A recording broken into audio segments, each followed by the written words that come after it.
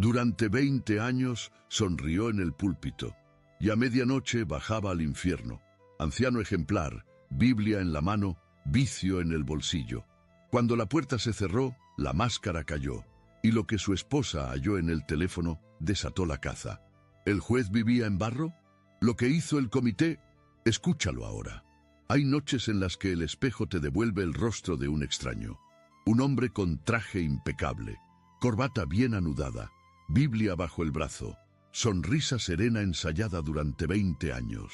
Pero cuando las luces del salón del reino se apagan y la puerta de mi habitación se cierra, ese hombre desaparece. Y yo, José Luis, anciano irreprensible de la Congregación Central de Madrid, me quedo solo frente a una pantalla que me arrastra al infierno cada noche. Hola mis queridos, me llamo José Luis Moreno, tengo 64 años y nací aquí en Madrid en 1961. Hoy quiero compartirles una historia que guardé en lo más profundo de mi corazón durante décadas. Una historia sobre máscaras, sobre caídas silenciosas y sobre cómo a veces los hombres que predican pureza son los que más se ahogan en su propia suciedad. Antes de comenzar quisiera preguntarles desde dónde están viendo este video. Déjenme saber en los comentarios, me encanta saber que mi voz llega a tantos rincones. Y si pueden, dejen ese like y suscríbanse al canal. Les prometo que esta historia, aunque dolorosa, tal vez ayude a alguien que está pasando por lo mismo que yo viví. Quiero que imaginen Madrid en el año 2003. Yo tenía 42 años y acababa de ser nombrado anciano en la congregación de Salamanca, en el distrito de Chamberí. Era un honor inmenso, mis queridos. Después de 18 años como testigo de Jehová, después de incontables horas tocando puertas bajo el sol abrasador del verano madrileño y la lluvia helada del invierno, finalmente había alcanzado esa posición que todos admiraban. Anciano, líder espiritual, ejemplo para los hermanos. Mi vida tenía una rutina precisa, casi matemática. Cada martes y jueves por la noche había reunión en el Salón del Reino, un edificio modesto en la calle Alonso Cano, con paredes color beige y ese olor característico a libro viejo mezclado con el perfume de las hermanas mayores. Los domingos predicábamos en el territorio, generalmente por la zona de Malasaña y Chueca, donde la gente nos miraba con curiosidad o con desdén, pero nosotros seguíamos tocando puertas, ofreciendo la atalaya y despertad, sonriendo siempre. Mi esposa, María del Carmen, era una mujer paciente. La conocí en 1988, cuando yo tenía 27 años y ella apenas 24. Nos casamos al año siguiente en una ceremonia sencilla en el Salón del Reino, sin música mundana, sin brindis, solo discursos bíblicos y abrazos fraternales. María del Carmen era todo lo que un hermano podía desear: sumisa, fiel, trabajadora. Trabajaba como secretaria en una gestoría cerca de la Plaza de España y yo como técnico informático en una pequeña empresa de sistemas en Cuatro Caminos. Vivíamos en un piso modesto en Tetuán, un tercer piso sin ascensor, que nos dejaba sin aliento cada vez que subíamos las escaleras con las bolsas del mercado. Pero era nuestro hogar. Las paredes estaban decoradas con cuadros del paraíso, leones junto a corderos, niños jugando con osos, escenas del futuro prometido.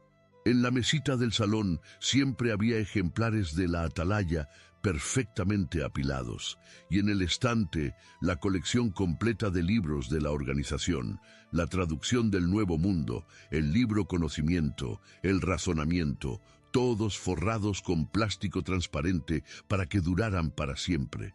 Nuestra rutina matutina era invariable. Me levantaba a las 6:30, antes de que sonara el despertador. María del Carmen preparaba el café con leche bien cargado y tostadas con aceite de oliva y tomate rallado, ese desayuno español que nunca cambié por nada.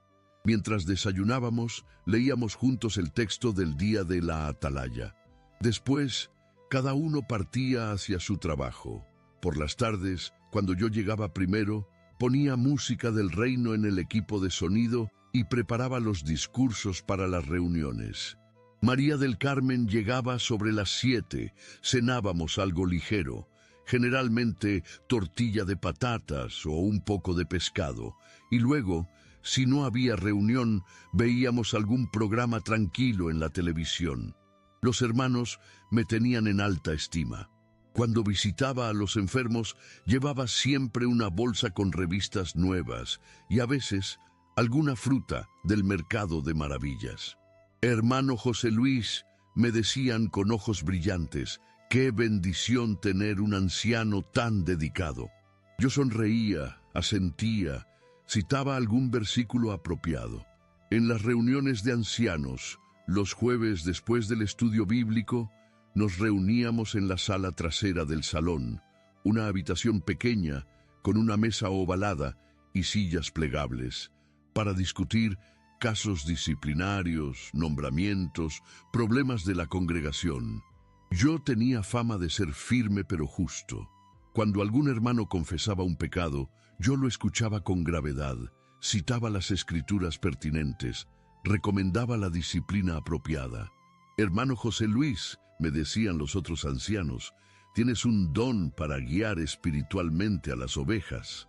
Y yo asentía, guardando en lo más profundo el secreto que ninguno de ellos podía imaginar, porque había algo que nadie sabía, algo que comenzó de forma tan inocente que al principio ni siquiera lo consideré un problema.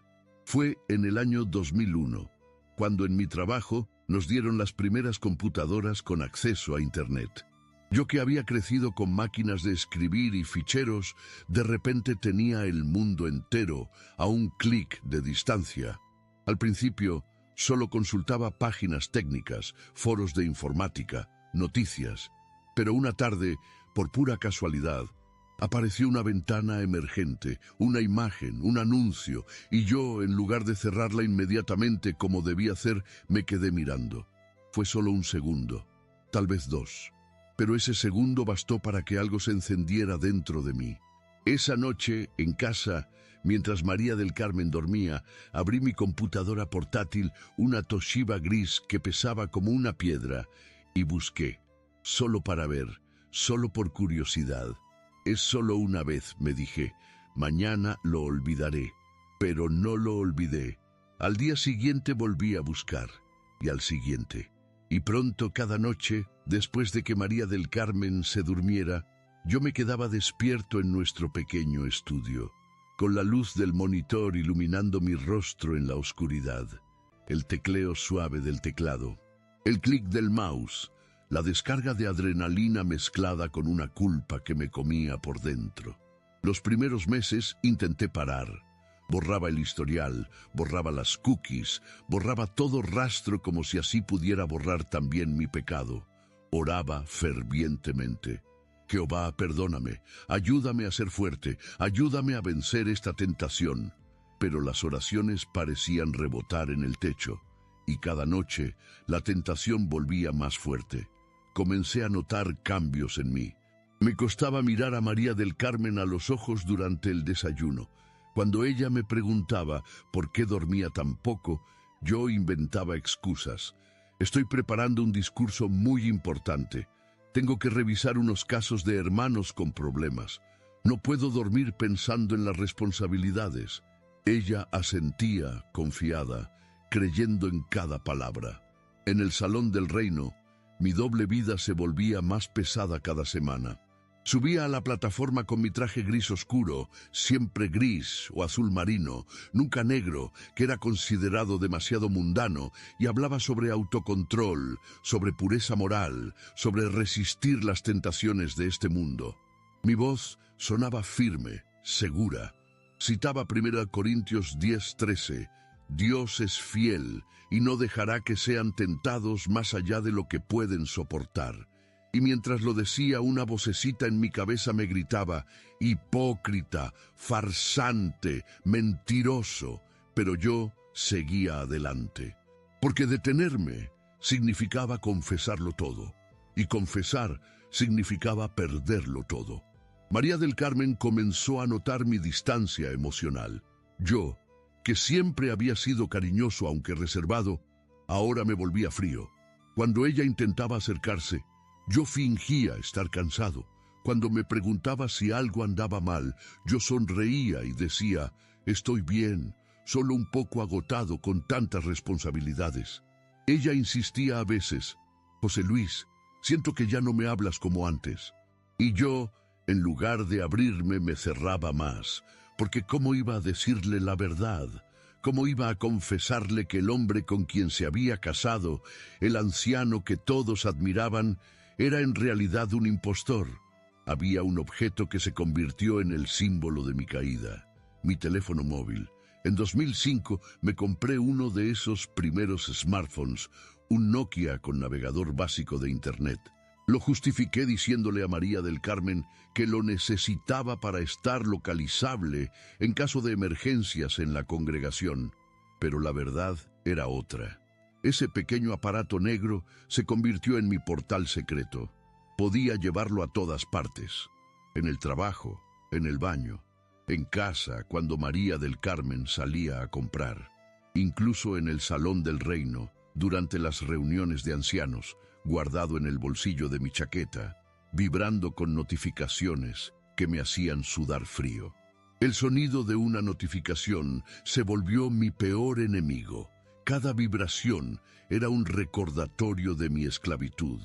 Un día, durante una reunión de ancianos, mientras discutíamos un caso de un hermano joven que había confesado ver pornografía, mi teléfono vibró en mi bolsillo. Sentí que todos podían escucharlo, que todos sabían, pero nadie dijo nada. Seguimos hablando sobre cómo ayudar a ese hermano a vencer su debilidad. Yo daba consejos, citaba principios bíblicos, recomendaba lectura adicional. Y todo el tiempo mi mano apretaba el teléfono en el bolsillo, sintiendo su peso como el peso de mi culpa. Pero esta es solo la punta de la historia, mis queridos. Porque lo que vino después fue aún peor. Las consecuencias de vivir una doble vida, de fingir ser alguien que no era, de mantener esa máscara pesada día tras día, semana tras semana, año tras año. Todo tiene un precio. Y yo estaba a punto de pagarlo. Nací el 15 de marzo de 1961 en el barrio de Lavapiés, en pleno corazón del Madrid antiguo. Mi padre, Luis Moreno Sánchez, era mecánico en un taller de la calle Embajadores, y mi madre, Dolores Ruiz, costurera en una pequeña fábrica textil de Vallecas. Éramos una familia católica como todas las familias españolas de aquella época. Recuerdo el olor a incienso de la iglesia de San Lorenzo, las procesiones de Semana Santa, mi primera comunión con traje blanco y mis zapatos negros brillantes que mi madre había lustrado durante días.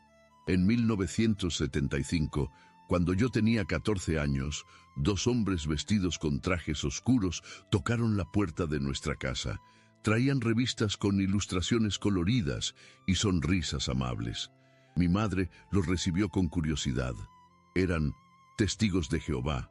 Durante aquellos años de la transición española, recién salidos de la dictadura franquista, había una sed de respuestas diferentes, de libertad religiosa, de algo nuevo.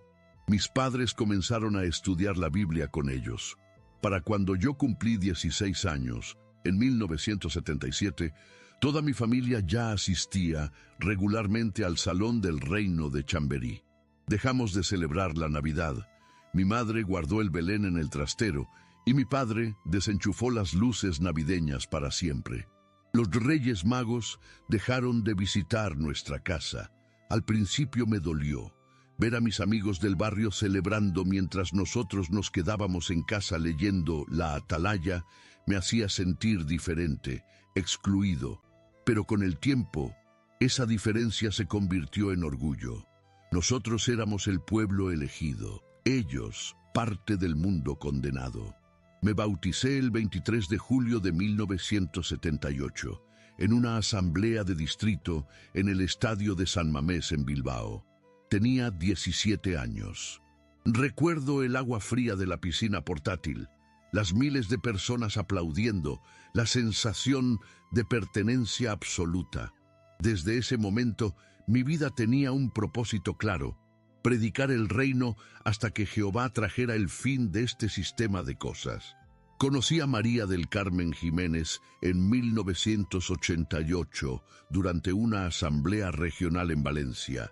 Ella tenía 24 años, era hija de ancianos, había crecido en la verdad desde pequeña. Su padre, el hermano Antonio Jiménez, era coordinador de su congregación en Alicante. María del Carmen era exactamente lo que un buen testigo debía buscar: modesta, callada, obediente, con un informe de predicación impecable. Nunca había tenido novio antes que yo. Nunca había cuestionado nada de lo que la organización enseñaba. Nos casamos el 10 de junio de 1989 en el Salón del Reino de Salamanca. No hubo baile, no hubo brindis con alcohol, no hubo música mundana. Solo discursos bíblicos sobre el matrimonio según Jehová, aplausos sobrios y un modesto almuerzo en un restaurante cercano. Nuestra luna de miel fue un fin de semana en Toledo, visitando monumentos históricos y predicando por las calles empedradas del casco antiguo. Los primeros años de matrimonio fueron tranquilos. Yo trabajaba de 8 de la mañana a 5 de la tarde en una empresa de sistemas informáticos llamada Tecnosoluciones, ubicada en la zona de Cuatro Caminos. María del Carmen trabajaba como secretaria administrativa en una gestoría en la Plaza de España. Nuestro piso en Tetuán era pequeño pero ordenado. Un salón con sofá marrón de piel sintética, una mesita de centro donde siempre había ejemplares de La Atalaya, una televisión pequeña que apenas encendíamos, un dormitorio con cama de matrimonio y armario empotrado, y una cocinita con azulejos blancos donde María del Carmen preparaba lentejas los lunes, pescado los viernes y paella los domingos. Nunca tuvimos hijos, no porque no quisiéramos, sino porque durante aquellos años, finales de los 80 y principios de los 90, la organización desaconsejaba enérgicamente tener hijos. El fin está cerca, repetían constantemente.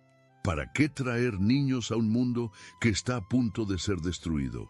Así que María del Carmen y yo decidimos dedicar nuestra juventud al servicio de tiempo completo. Ella se hizo pionera regular en 1992, dedicando 70 horas mensuales a la predicación. Yo, aunque no podía ser pionero por mi trabajo secular, mantenía un promedio de 40 horas al mes. En 1995 fui nombrado siervo ministerial. Fue un honor inmenso. Significaba que los ancianos me consideraban maduro espiritualmente, responsable, ejemplar. Comencé a tener privilegios en las reuniones: llevar los micrófonos, controlar el sonido, cuidar de la literatura, organizar la limpieza del Salón del Reino. María del Carmen estaba orgullosa. Mi esposo es un siervo ministerial, le contaba a las hermanas con una sonrisa tímida. Pero había algo que nadie sabía sobre mí. Una contradicción que comenzaba a crecer como una grieta invisible en mi interior. Yo era excelente memorizando versículos bíblicos, preparando discursos, dando consejos espirituales. Pero había algo que me costaba enormemente: conectar emocionalmente con las personas.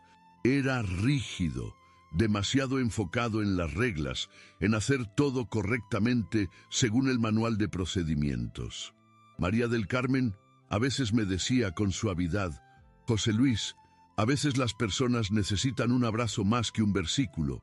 Yo asentía, pero no cambiaba. Las reglas me daban seguridad. La estructura me protegía del caos. En el año 2000, nuestro superintendente de circuito, el hermano Fernando Ruiz, un hombre de unos 60 años, con voz profunda y mirada severa, nos visitó durante una semana. Después de observar mis comentarios en las reuniones y mi participación en el ministerio, me llamó a una reunión privada con el cuerpo de ancianos. «Hermano José Luis», dijo con solemnidad, «el cuerpo de ancianos ha decidido, después de mucha oración, recomendarlo para el cargo de anciano. ¿Acepta esta responsabilidad?». Mi corazón latió con fuerza. Era el momento culminante de mi vida espiritual. Miré a los 5 ancianos presentes, el hermano Miguel, el hermano Enrique, el hermano Raúl, el hermano David y el hermano Santiago. Todos me sonreían con aprobación. «Acepto», respondí con voz firme. El 12 de enero de 2003, en una reunión de entresemana, se hizo el anuncio oficial. José Luis Moreno ha sido nombrado anciano de esta congregación. Los aplausos llenaron el salón del reino. María del Carmen lloró de alegría. Mi madre, que para entonces ya era viuda, mi padre había fallecido en 1998, me abrazó con orgullo. «Tu padre estaría tan orgulloso», me susurró al oído. Pero el anciano José Luis Moreno tenía un secreto que había comenzado como una pequeña curiosidad en el año 2001 y que para el 2003 ya se había convertido en una adicción que me consumía por dentro. Los otros ancianos de mi congregación eran hombres buenos, dedicados, sinceros. El hermano Miguel Ortega tenía 62 años, era jubilado de correos, llevaba 40 años en la verdad. Tenía una voz suave y siempre olía a colonia Old Spice. El hermano Enrique Sanz, de 58 años, era electricista, un hombre práctico y directo. El hermano Raúl Martín, el más joven de los ancianos aparte de mí, tenía 45 años. Trabajaba como profesor de secundaria y era el más intelectual del grupo. El hermano David López, de 60 años, dueño de una pequeña ferretería en Tetuán, era el tesorero de la congregación, y el hermano Santiago Herrera, de 67 años, coordinador del cuerpo de ancianos, un hombre de presencia imponente, voz grave, que había sido testigo desde 1956. Estos hombres confiaban en mí. Me asignaban partes importantes en las asambleas. Me pedían que visitara a los enfermos. Me incluían en comités judicativos para casos delicados. Y yo los engañaba a todos. Había también hermanos en la congregación que me admiraban especialmente.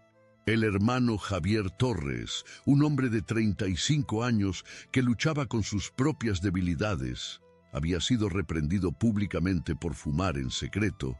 Me veía como un modelo a seguir. «Hermano José Luis», me decía después de las reuniones, «usted es un ejemplo para mí. Cuando lo veo, me dan ganas de mejorar». Cada vez que escuchaba esas palabras, una punzada de culpa me atravesaba el pecho. La hermana Pilar Gómez, una viuda de 70 años que vivía sola en un pequeño apartamento cerca del Salón del Reino, me consideraba su anciano favorito. «Usted explica las cosas tan bien, hermano José Luis», me decía mientras le servía un té de manzanilla en sus visitas pastorales. «Cuando usted habla, siento que Jehová me está hablando directamente», y yo sonreía, aceptaba sus elogios, citaba otro versículo, mientras por dentro me sentía el peor impostor del mundo. Mi Biblia era mi objeto más preciado.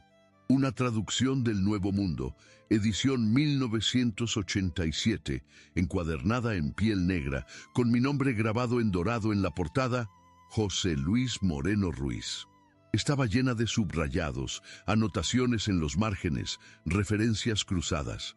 La llevaba a todas partes. Había sido un regalo de mi padre cuando me bauticé en 1978. Era mi símbolo público de espiritualidad. Pero en casa, junto a esa Biblia, estaba mi teléfono móvil, mi portal secreto hacia la oscuridad que me consumía cada noche.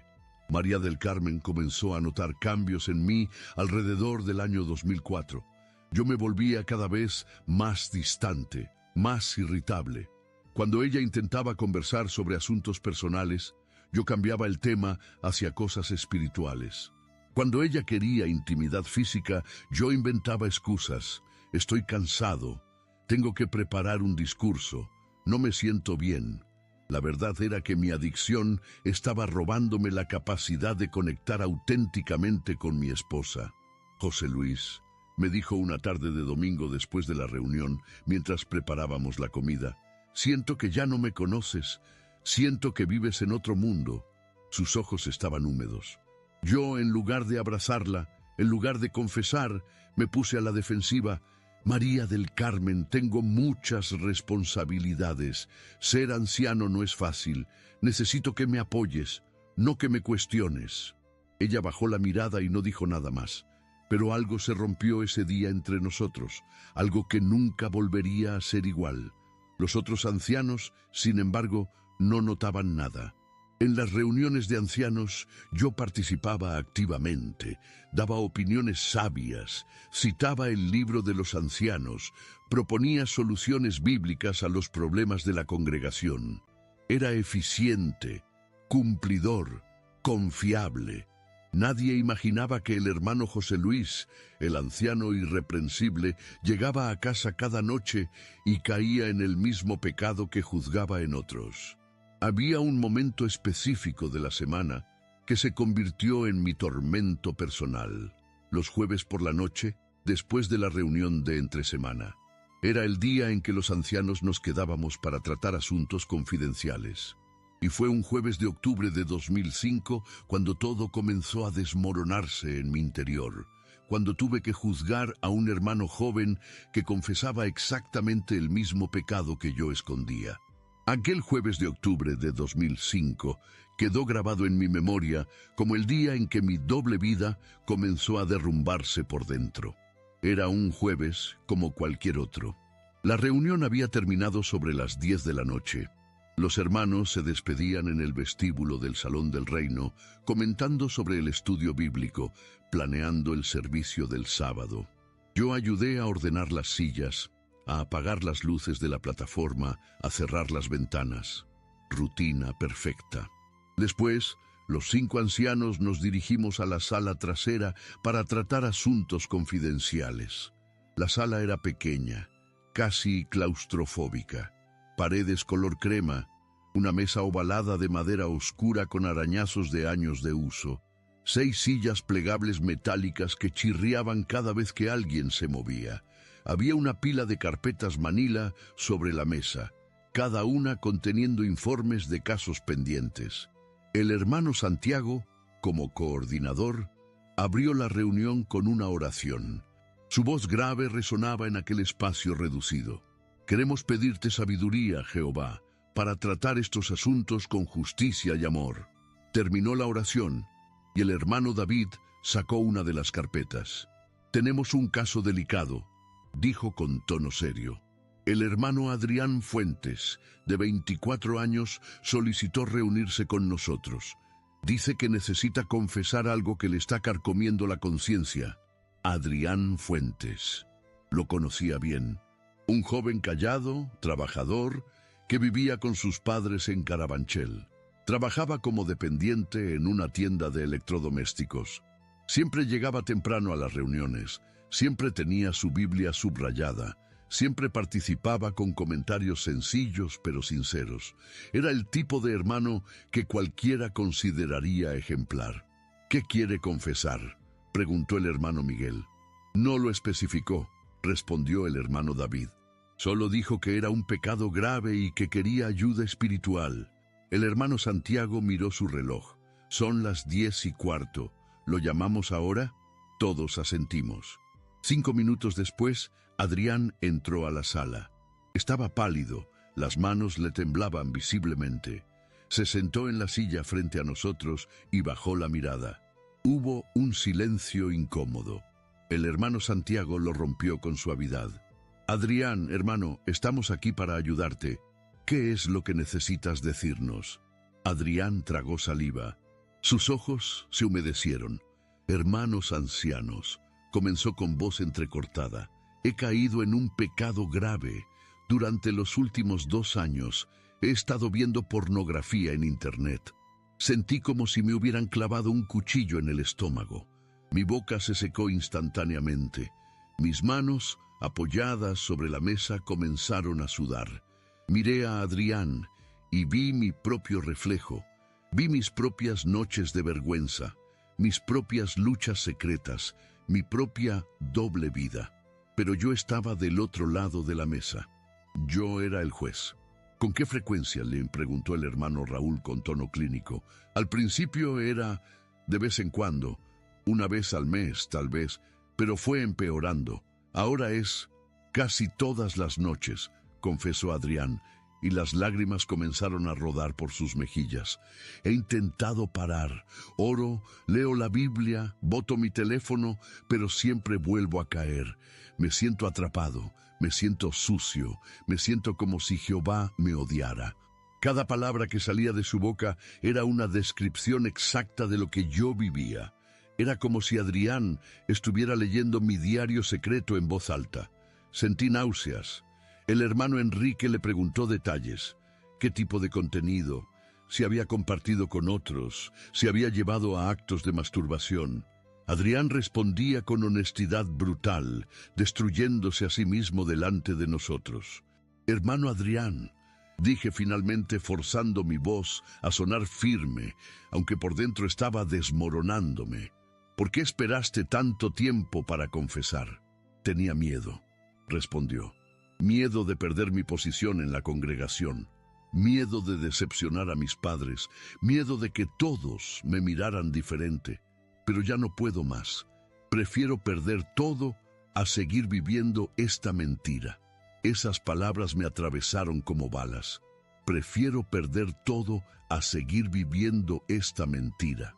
Yo había pronunciado esas mismas palabras en mi mente 1000 veces, pero nunca había tenido el valor de decirlas en voz alta.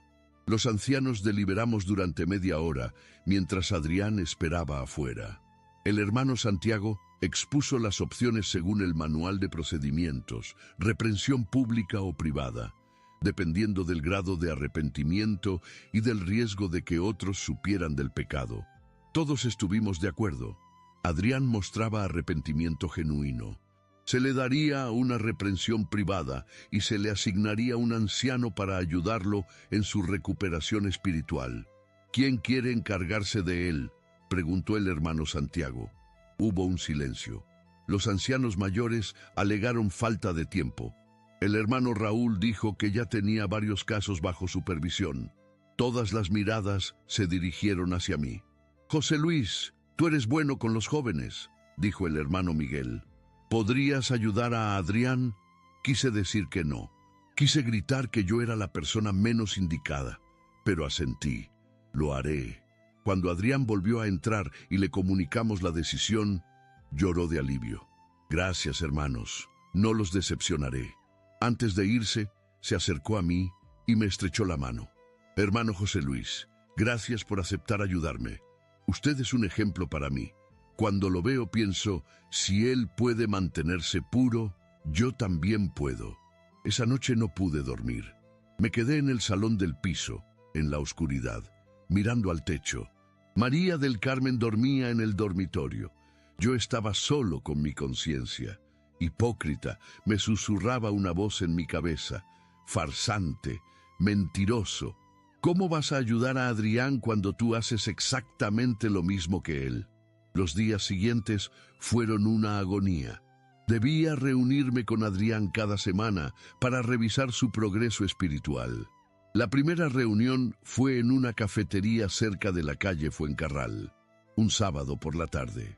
Pedimos 2 cafés con leche y nos sentamos en una mesa junto a la ventana. El ruido de la ciudad nos rodeaba. Autobuses pasando, gente caminando, vida normal. Pero dentro de mí todo era caos. Hermano José Luis, comenzó Adrián, esta semana ha sido muy difícil. He tenido tentaciones muy fuertes, especialmente por las noches. ¿Cómo hace usted para resistir? ¿Cómo hago yo? La pregunta me quemaba. Bebí un sorbo de café para ganar tiempo. Adrián, respondí finalmente, la lucha contra el pecado es diaria. Nadie está exento de tentaciones. Lo importante es orar constantemente, mantenerse ocupado con actividades espirituales, evitar situaciones que puedan desencadenar la tentación. Estaba repitiendo frases del manual, consejos que había escuchado 1000 veces, pero no estaba respondiendo su pregunta, porque yo no resistía. Yo caía cada noche. ¿Usted nunca ha luchado con algo así?, me preguntó Adrián, con una inocencia dolorosa. Todos luchamos con algo, respondí evasivamente. La clave es nunca rendirse. Durante las semanas siguientes continué reuniéndome con Adrián. Él me contaba sus avances y recaídas. Yo le daba consejos vacíos que yo mismo no seguía. Y cada vez que lo escuchaba hablar de su culpa, de su vergüenza, de su sensación de estar solo en su lucha, yo me veía a mí mismo. La diferencia era que él había tenido el valor de confesar. Yo seguía escondido. En casa, la distancia con María del Carmen se hacía más profunda. Una noche de noviembre, después de cenar, ella apagó el televisor y me miró directamente. «José Luis, tenemos que hablar». Su tono era serio. Dejé el plato en el fregadero y me senté frente a ella en la mesa de la cocina. El mantel tenía un patrón de flores amarillas que habíamos comprado años atrás en un mercadillo del Rastro. Ese detalle insignificante se grabó en mi memoria. «¿Qué pasa?», pregunté, aunque sabía perfectamente qué pasaba. «¿Todavía me amas?», preguntó ella con los ojos vidriosos. «Claro que sí. ¿Por qué preguntas eso?». «Porque ya no me miras como antes. Ya no me tocas como antes. Cuando intento acercarme, te alejas. Cuando te hablo, es como si estuvieras en otro mundo». «¿Hay otra persona?». «No hay nadie más», respondí, y era verdad. No había otra mujer de carne y hueso, pero había algo más. Había una adicción que estaba ocupando el lugar que le correspondía a ella. Entonces, ¿qué es? ¿Es por mí? ¿Hice algo mal? «No, María del Carmen, no es tu culpa, es que tengo muchas presiones, las responsabilidades de anciano, el trabajo, todo». «José Luis», me interrumpió con firmeza, algo inusual en ella. «Las presiones siempre han estado ahí, pero antes podíamos hablar, podíamos reír juntos, podíamos estar juntos. Ahora es como si vivieras en esta casa, pero no estuvieras realmente aquí». Tenía razón. Yo había construido un muro entre nosotros, y ese muro estaba hecho de vergüenza, de culpa, de secretos. «Dame tiempo», fue todo lo que pude decir. «Estoy pasando por algo difícil, pero te prometo que vamos a estar bien». Ella no pareció convencida, pero no insistió. Se levantó, recogió los platos en silencio y se fue al dormitorio. Yo me quedé en la cocina, sintiéndome el peor esposo del mundo. Los meses pasaron y mi adicción empeoraba. Había desarrollado patrones obsesivos, revisaba el teléfono cada pocos minutos, incluso en el trabajo. Me encerraba en el baño con cualquier excusa. Las madrugadas se volvieron mi momento de mayor peligro. Esperaba a que María del Carmen se durmiera profundamente y entonces sacaba el teléfono. Cada clic era una traición a mi matrimonio, a mi cargo, a mi fe, pero no podía parar. En febrero de 2006, durante una reunión de ancianos, el hermano Santiago trajo un tema que me heló la sangre. «Hermanos», dijo con gravedad, «la sede nos ha enviado una carta sobre un problema creciente en las congregaciones, el uso de pornografía por Internet. Están pidiendo que dediquemos discursos públicos al tema y que estemos alertas a señales de este problema entre los hermanos». El hermano Raúl asintió. «Es un problema serio. Está destruyendo matrimonios, acabando con la espiritualidad de muchos hermanos. Tenemos que ser firmes. La carta sugiere», continuó el hermano Santiago, «que si algún siervo nombrado está involucrado en este pecado, debe ser removido inmediatamente de su cargo, sin excepción». Sentí que las paredes se cerraban sobre mí, sin excepción. Esas palabras resonaron en mi cabeza durante días. Esa misma semana me tocó dar el discurso público en la congregación. El tema, irónicamente asignado meses atrás, era manteniendo la pureza moral en un mundo inmoral. Subí a la plataforma ese domingo a las 11 de la mañana. El salón estaba lleno. María del Carmen en la tercera fila con su vestido color lavanda. Adrián sentado al fondo tomando notas en su libreta. Los otros ancianos en la primera fila asintiendo con cada punto que yo desarrollaba. Hablé durante 45 minutos sobre la importancia de guardar el corazón, sobre resistir las tentaciones del mundo, sobre el peligro de la pornografía. Cité 1 Corintios 6:18. Huyan de la fornicación. Cité Mateo 5:28. Todo el que sigue mirando a una mujer a fin de tener una pasión por ella, ya ha cometido adulterio con ella en su corazón. Mi voz sonaba convincente. Mis gestos eran apropiados, pero por dentro me estaba muriendo. Cuando terminé el discurso, varios hermanos me felicitaron.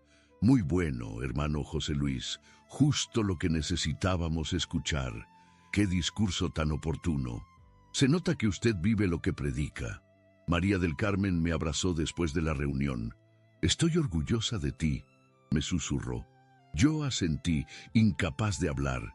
Esa tarde en casa, después de comer, me encerré en el baño. Me miré al espejo durante largo rato. El hombre que me devolvía la mirada era un extraño. Tenía mi cara, mi cuerpo, mi ropa, pero no era yo. Era una máscara, un disfraz, una mentira viviente. Salí del baño y encontré a María del Carmen sentada en el sofá, leyendo La Atalaya.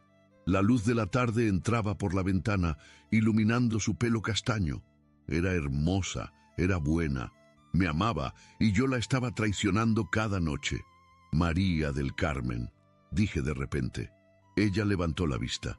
Sí, quise decirlo todo. Quise confesarle mi adicción, mi lucha, mi dolor. Las palabras estaban en mi garganta listas para salir, pero el miedo me paralizó. El miedo a perderla, el miedo a perder mi cargo, el miedo a perder mi reputación. Nada, dije finalmente. Solo quería decirte que te quiero. Ella sonrió, pero fue una sonrisa triste. Yo también te quiero, José Luis, pero a veces el amor no es suficiente si no hay honestidad. Sus palabras me persiguieron durante semanas. En marzo, Adrián me buscó en pánico. Nos encontramos nuevamente en la cafetería. Esta vez pedimos té. Él estaba visiblemente angustiado. Hermano José Luis, recaí. Después de 2 meses limpio, volví a caer. Me siento peor que nunca. Jehová me perdonará. ¿Hay esperanza para mí? Lo miré a los ojos. Vi su dolor genuino. Y en ese momento tomé una decisión. No podía confesarle mi propia lucha. Eso sería inapropiado, antiético, desastroso. Pero podía ser honesto sobre algo. Adrián, le dije despacio, quiero que sepas algo. La perfección no existe. Todos, absolutamente todos, luchamos con algo. Los ancianos, los siervos ministeriales, los pioneros, todos somos humanos. Todos fallamos. Lo importante no es nunca caer, sino levantarse cada vez que caemos. ¿Incluso usted lucha con cosas, hermano José Luis? Tragué saliva. Sí, incluso yo. Fue la confesión más cercana a la verdad que había hecho en años. No era completa, pero era algo. Adrián pareció aliviado. Gracias por decirme eso. A veces siento que soy el único que falla. No eres el único, le aseguré. Y esas palabras fueron ciertas de una manera que él nunca sabría. Pero mientras ayudaba a Adrián, yo seguía hundiéndome. Abril llegó con primavera, con flores en el retiro, con días más largos, y mis noches seguían siendo iguales. Oscuridad, pantalla, vergüenza, promesas rotas. Una madrugada de mayo a las 3 de la mañana, después de otra noche de caída, me arrodillé junto a mi cama. María del Carmen dormía a mi lado, ajena a mi tormento. Cerré los ojos y oré como nunca había orado. Jehová, susurré en la oscuridad, ¿por qué no me ayudas? He orado 1000 veces, he pedido perdón 1000 veces, pero sigo cayendo. ¿Me odias? ¿Ya me abandonaste? ¿Por qué no puedo parar? El silencio fue la única respuesta. Un silencio pesado, aplastante. Me quedé arrodillado durante lo que pareció una eternidad, esperando algo, cualquier cosa, una señal, una voz, una sensación de paz, pero no llegó nada. Me levanté con las rodillas adoloridas y miré a María del Carmen dormida. Su respiración era tranquila, rítmica. Ella dormía en paz mientras yo me desintegraba a su lado. Fue en ese momento en aquella madrugada silenciosa de mayo, cuando algo cambió dentro de mí. No fue una revelación dramática, no fue una voz del cielo. Fue algo más sutil, la comprensión de que yo no podía seguir así, que algo tenía que ceder, que mi doble vida estaba destruyendo todo lo que amaba. Pero aún no estaba listo para confesar. Todavía no. Fue un domingo de junio de 2006. Uno de esos domingos soleados de Madrid, donde la ciudad parece respirar más lento, donde las familias salen al retiro y el olor a churros recién hechos flota en el aire. Pero para mí, ese domingo fue el día en que todo se derrumbó. La reunión había terminado. Yo había dado los anuncios desde la plataforma con mi voz habitual, firme, clara, llena de autoridad. La próxima asamblea de circuito será los días 15 y 16 de julio. Se ruega a todos los hermanos confirmar su asistencia. Aplausos suaves, cántico final, oración de cierre, todo normal, todo predecible. Pero cuando todos se fueron, cuando el salón del reino quedó vacío, excepto por los ancianos que nos quedamos para ordenar, el hermano Santiago me pidió que lo acompañara a la sala trasera. Su tono era diferente, no era el tono fraternal de siempre. Era el tono de quien necesita tener una conversación seria. Entramos a aquella sala pequeña que conocía tan bien, la misma mesa ovalada, las mismas sillas metálicas, las mismas paredes beige, pero esta vez solo estábamos él y yo. Se sentó frente a mí y colocó sus manos sobre la mesa. Eran manos de trabajador, con venas marcadas, con manchas de edad, manos que habían sostenido Biblias durante 50 años. José Luis, comenzó con gravedad, recibimos una información preocupante sobre ti. Mi corazón se detuvo. ¿Qué información?, pregunté, aunque mi voz sonó extraña incluso para mí. María del Carmen nos buscó ayer. Estaba muy angustiada. Nos contó que encontró algo en tu teléfono. El mundo se detuvo. Las paredes parecieron acercarse. El aire se volvió denso, irrespirable. María del Carmen, mi esposa, la mujer que había prometido proteger, que había jurado nunca lastimar. Ella había descubierto mi secreto y no había venido a mí. Había ido directamente a los ancianos. José Luis, continuó el hermano Santiago, ¿es verdad que has estado viendo pornografía? Podía negar, podía inventar una excusa, podía decir que María del Carmen estaba confundida, que había malinterpretado algo. Los ancianos no tenían pruebas, solo tenían el testimonio de mi esposa. Podía salvarme, podía mantener mi cargo, mi reputación, mi vida perfecta. Pero en ese momento, algo se rompió dentro de mí. Algo que había estado agrietándose durante años finalmente se hizo pedazos.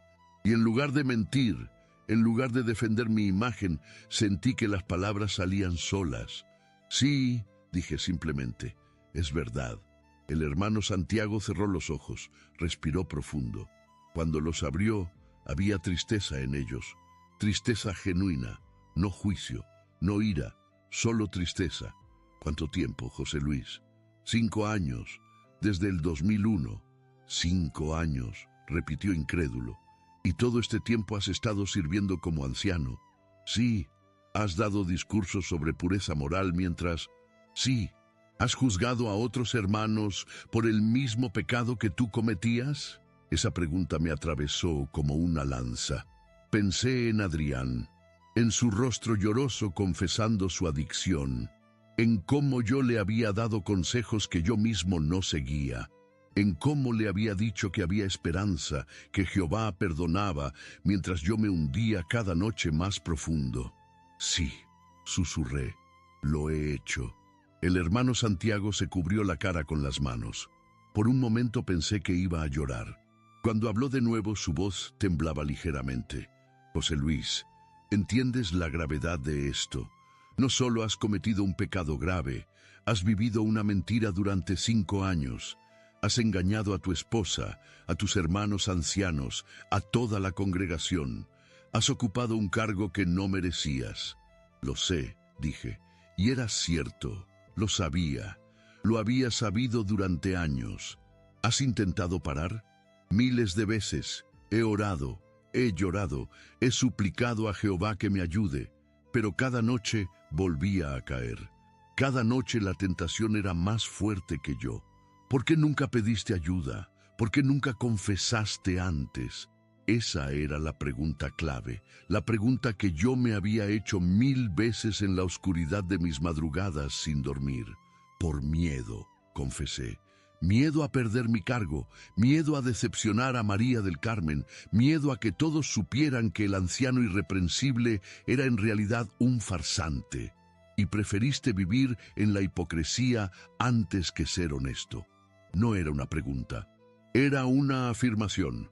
Y era absolutamente cierta. Sí, admití, preferí la mentira porque la verdad costaba demasiado. El hermano Santiago se levantó y caminó hacia la ventana. Desde allí se veía la calle, el tráfico normal de un domingo madrileño, gente caminando sin saber que dentro de aquella habitación una vida se estaba desmoronando. José Luis, dijo sin voltear, ¿sabes lo que viene ahora, verdad? Sí. Un comité judicial. Exacto. Se formará un comité con ancianos de otra congregación para evitar conflictos de interés. Serás citado formalmente. Y lo más probable es que seas expulsado. La palabra expulsado flotó en el aire como una sentencia de muerte. 25 años como testigo de Jehová. 8 años como anciano. Todo terminando en una sola palabra. Lo entiendo. Dije, antes de eso, continuó el hermano Santiago, debes renunciar a tu cargo como anciano inmediatamente. Mañana mismo haremos el anuncio en la congregación. José Luis Moreno ya no sirve como anciano. No daremos detalles, pero todos sabrán que algo grave pasó. Asentí. No había nada más que decir. María del Carmen está destrozada, añadió, finalmente volteando hacia mí. Ella confió en ti, te amaba, y tú la traicionaste de la peor forma posible. Esas palabras me dolieron más que cualquier otra cosa que se había dicho en aquella sala, porque eran verdad. María del Carmen no merecía esto. Ella había sido fiel, buena, paciente, y yo la había traicionado cada noche con mi adicción secreta. ¿Dónde está ella ahora?, pregunté. En casa de su hermana en Alicante. Dijo que necesita tiempo para pensar si puede seguir casada contigo. Mi matrimonio, mi cargo, mi reputación, mi comunidad, todo se estaba desmoronando al mismo tiempo.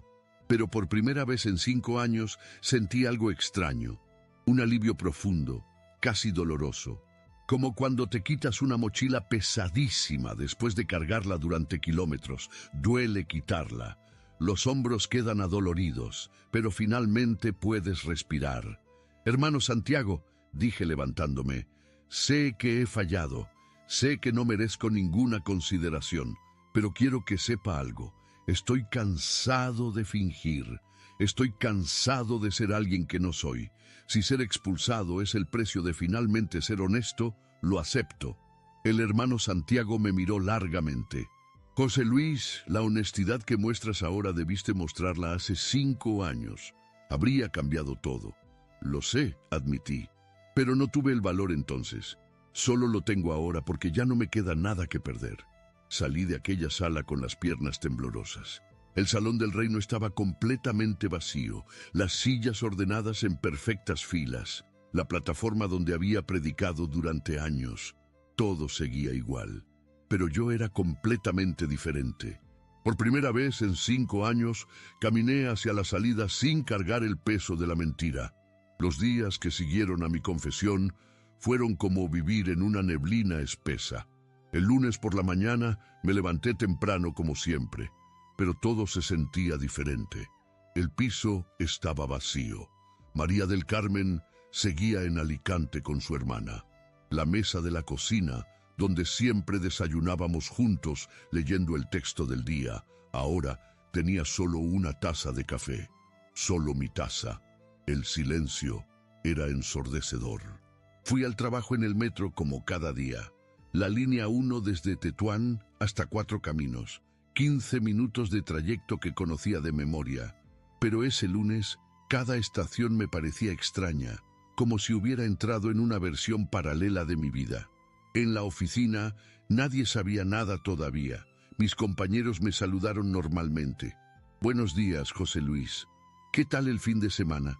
Yo asentía, sonreía, fingía normalidad, pero por dentro todo se estaba desmoronando. El martes por la noche recibí una llamada del hermano Santiago. Su voz era formal, distante, completamente diferente al tono fraternal que había usado durante años. «José Luis, el comité judicial ha sido programado para el próximo jueves a las 8 de la noche. 3 ancianos de la congregación de Vallecas estarán a cargo: el hermano Alberto Ruiz, el hermano Fernando Campos y el hermano Manuel Serrano. Debes presentarte en el Salón del Reino a esa hora». «Entendido», respondí. «José Luis», añadió después de un silencio, «si muestras arrepentimiento genuino, si demuestras que realmente quieres cambiar, tal vez podamos ayudarte, pero debes ser completamente honesto». «Lo seré», prometí. El miércoles hice algo que nunca pensé que haría. Llamé a Adrián, el joven a quien había estado ayudando durante meses mientras yo mismo caía en el mismo pecado. Necesitaba hablar con él. Necesitaba ser honesto por primera vez. Nos encontramos en la misma cafetería de siempre, pero esta vez yo no era el consejero. Éramos 2 hombres rotos sentados frente a frente, ambos luchando con la misma adicción. «Adrián», comencé sin rodeos, «necesito pedirte perdón». Él me miró confundido. «¿Perdón por qué, hermano José Luis?» «Por ser un hipócrita, por darte consejos que yo mismo no seguía, por juzgarte cuando yo hacía exactamente lo mismo que tú». Su rostro pasó de la confusión al shock. «¿Qué quiere decir?» «Quiero decir que durante todo el tiempo que te estuve ayudando, yo también estaba luchando con pornografía, no desde hace 2 años como tú, desde hace 5, y en lugar de confesarlo, me escondí detrás de mi cargo de anciano y fingí que era diferente a ti». Adrián se quedó en silencio durante largos segundos. Bebió su té despacio, procesando lo que acababa de escuchar. Finalmente habló. «¿Por qué me lo dice ahora?» «Porque mañana tengo un comité judicial. Porque María del Carmen descubrió mi secreto. Porque ya no puedo seguir mintiendo. Y porque te debía la verdad». Para mi sorpresa, Adrián no se enojó. En cambio, sus ojos se llenaron de lágrimas. «Hermano José Luis, ¿sabe lo que esto significa para mí? Durante meses me sentí como el peor ser humano del mundo. Pensaba que era el único que no podía controlar esto. Me sentía sucio, perdido, condenado. Y ahora me dice que usted, mi ejemplo, mi modelo, también luchaba con lo mismo». «No te digo esto para que te sientas mejor sobre tu pecado», aclaré. «Te lo digo para que sepas que no estás solo y para pedirte perdón por haberte hecho sentir que estabas solo». Adrián asintió lentamente. «¿Qué va a pasar ahora?» «Probablemente seré expulsado. María del Carmen tal vez me deje. Perderé mi reputación, mi comunidad, todo, pero al menos podré dormir sin cargar esta mentira». Nos quedamos en aquella cafetería durante casi 2 horas. Por primera vez en 5 años, hablé honestamente sobre mi adicción. Le conté cómo había comenzado, cómo había intentado parar 1000 veces, cómo la culpa me consumía cada noche. Y Adrián compartió su propia lucha. Ya no éramos anciano y oveja. Éramos 2 hombres quebrados buscando desesperadamente una salida. Cuando nos despedimos, Adrián me abrazó. «Hermano José Luis, gracias por ser honesto. Sea lo que sea que pase mañana, sepa que hoy me ayudó más con su confesión que con todos los consejos que me dio antes». El jueves llegó demasiado rápido. Me tomé el día libre en el trabajo. Pasé la mañana caminando por el Retiro. El parque estaba lleno de vida.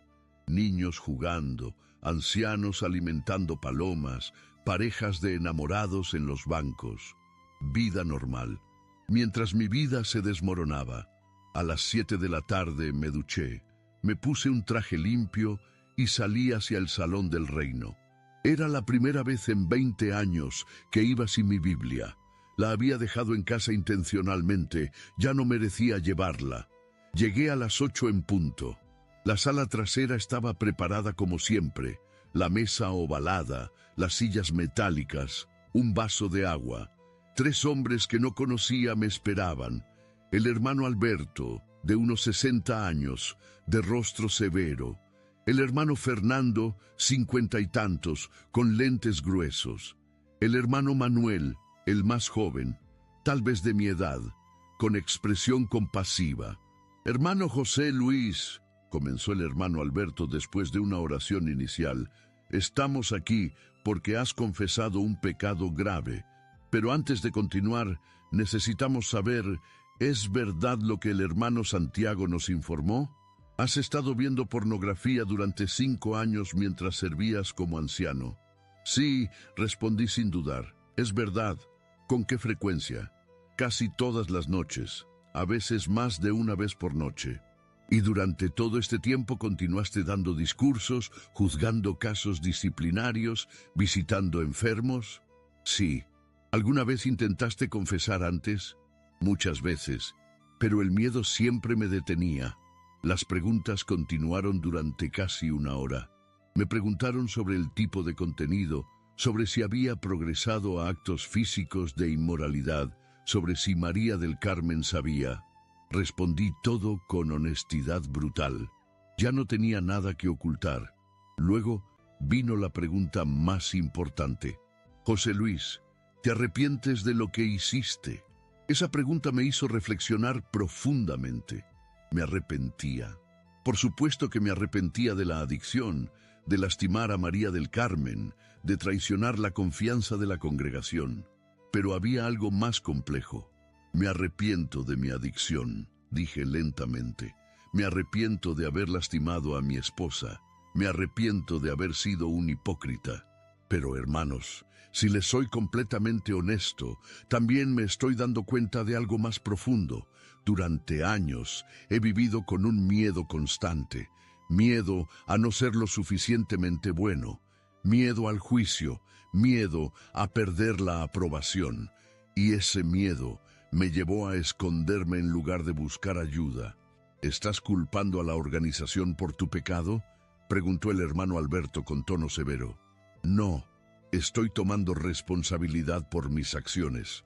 Pero también estoy siendo honesto sobre el ambiente que me llevó a esconder en lugar de confesar. Hubo un silencio tenso. Los 3 ancianos se miraron entre sí.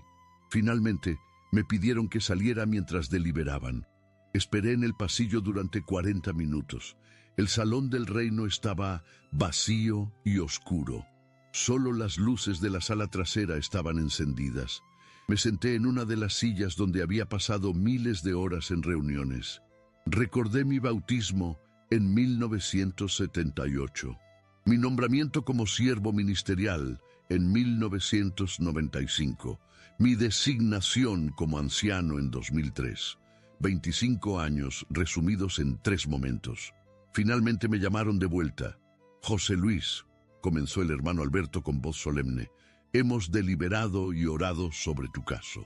Es nuestra responsabilidad informarte que has sido expulsado de la congregación por práctica de inmoralidad grave y por falta de arrepentimiento genuino.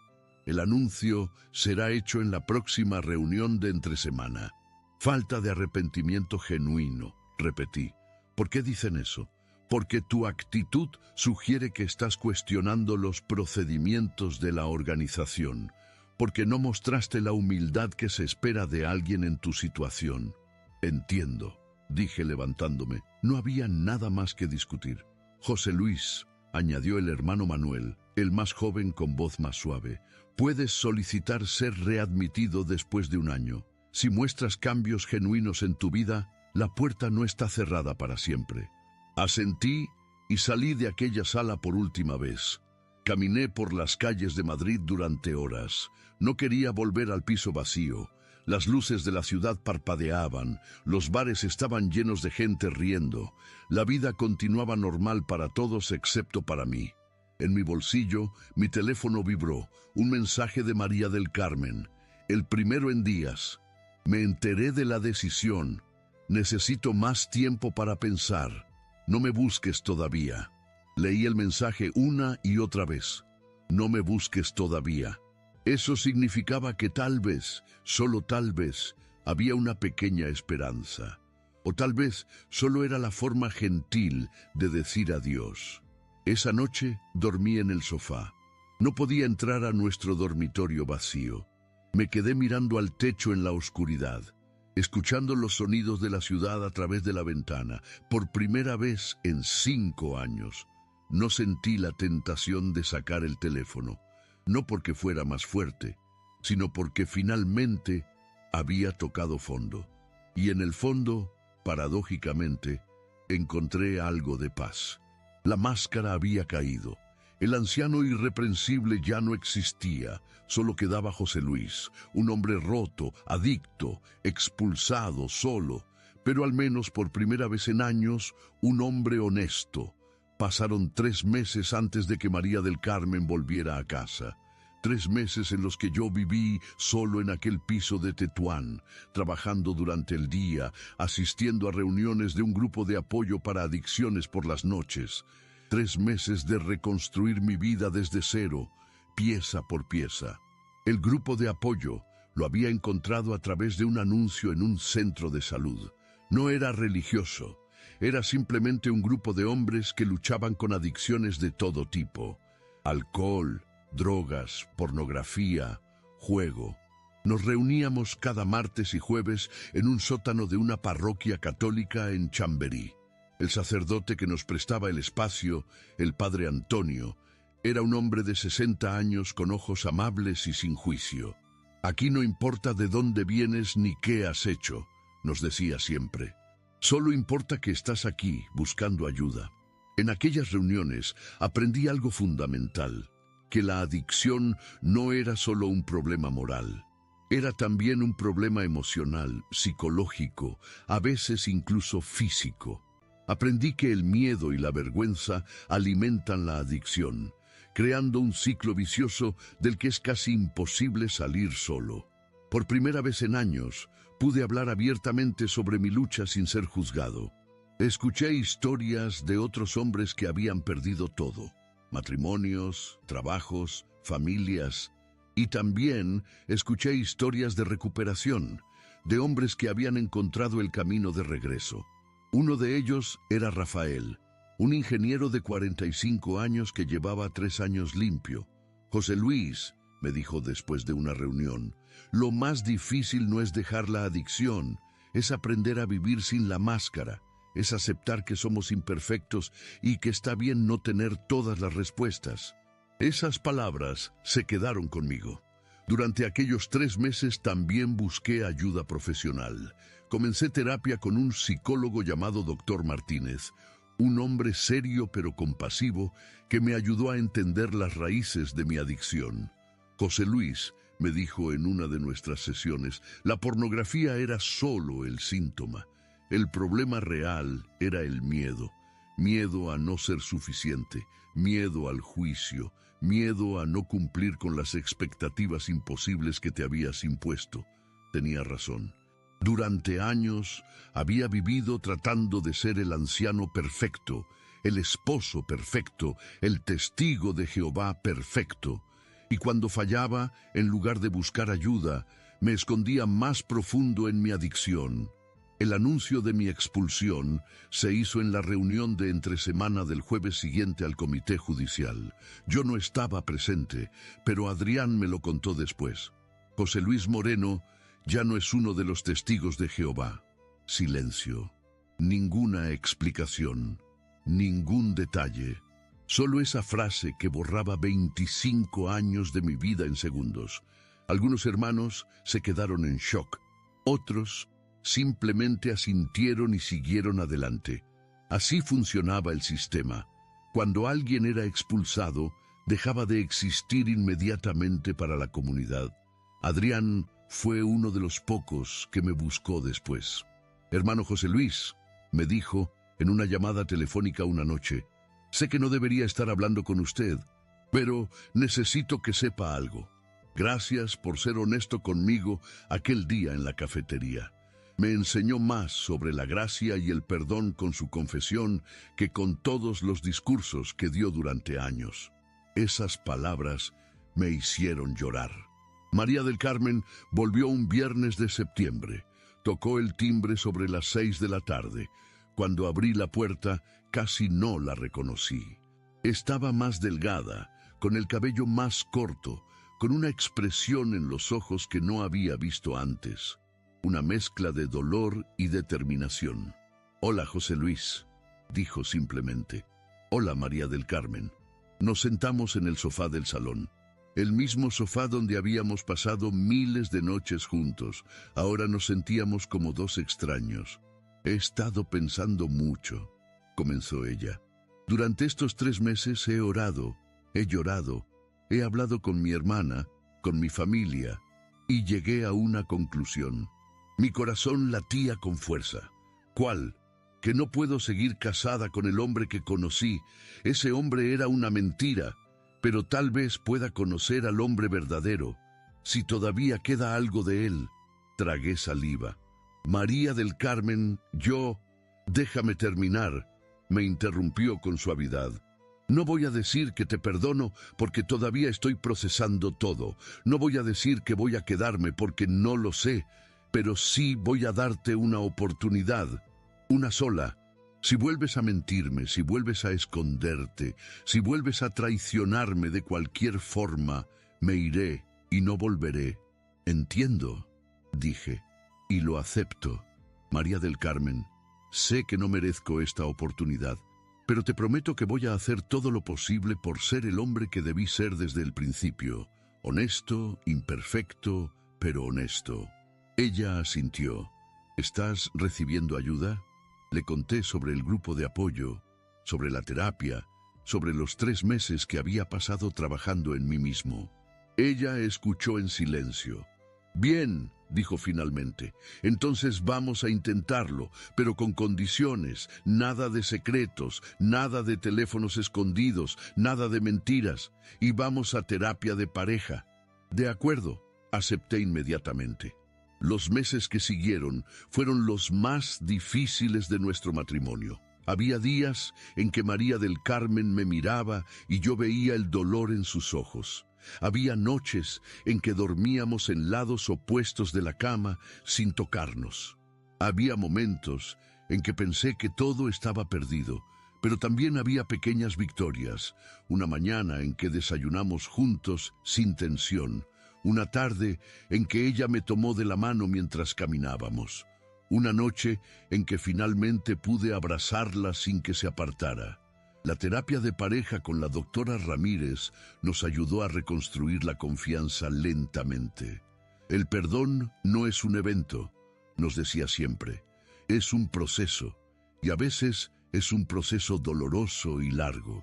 1 año después de mi expulsión, algo sorprendente sucedió. Adrián me llamó para decirme que él también había sido expulsado. «¿Por qué?», pregunté sorprendido. «Porque confesé que había estado hablando contigo, y cuando me dijeron que tenía que dejarte completamente, les dije que no podía, que un hombre que tuvo el valor de confesar su pecado y buscar ayuda merecía más respeto que muchos que se esconden detrás de sus cargos». Nos encontramos en una cafetería, y esta vez no éramos anciano y oveja. Éramos 2 amigos, 2 hombres imperfectos tratando de encontrar su camino. Hoy, 3 años después de aquella conversación con el hermano Santiago, mi vida es completamente diferente. Ya no soy anciano, ya no soy testigo de Jehová, pero por primera vez en décadas soy yo mismo. María del Carmen y yo seguimos casados. No ha sido fácil. Hay cicatrices que probablemente nunca sanarán completamente. Pero hay algo nuevo entre nosotros: honestidad. Y esa honestidad, aunque dolorosa a veces, es más valiosa que la perfección falsa que teníamos antes. Sigo asistiendo a mi grupo de apoyo. Llevo 2 años y medio sin caer en mi adicción. Algunos días son más difíciles que otros, pero ahora, cuando siento la tentación, en lugar de esconderme, hablo. Llamo a Rafael, voy a una reunión, hablo con María del Carmen. He aprendido que la libertad no está en ser perfecto. La libertad está en poder ser imperfecto sin tener que esconderse. El otro día, mientras caminaba por el retiro con María del Carmen, me dijo algo que nunca olvidaré. José Luis, prefiero estar casada con un hombre honesto que lucha que con un anciano perfecto que miente. Esas palabras me hicieron entender que finalmente había encontrado lo que busqué durante años en todos los lugares equivocados. Gracia. No la gracia de una organización que condena y expulsa, sino la gracia de poder ser humano, de poder fallar, de poder pedir ayuda, de poder empezar de nuevo. Y si hay algo que quiero que se queden de mi historia es esto: no hay máscara tan pesada que valga la pena cargar. La verdad duele, sí, pero la mentira destruye. Esta es una historia real, compartida por uno de nuestros suscritos. Muchas gracias por confiar en nosotros. Si tú también tienes una historia que te gustaría compartir, escríbela en los comentarios. Estaremos muy felices de contar tu historia en nuestro canal.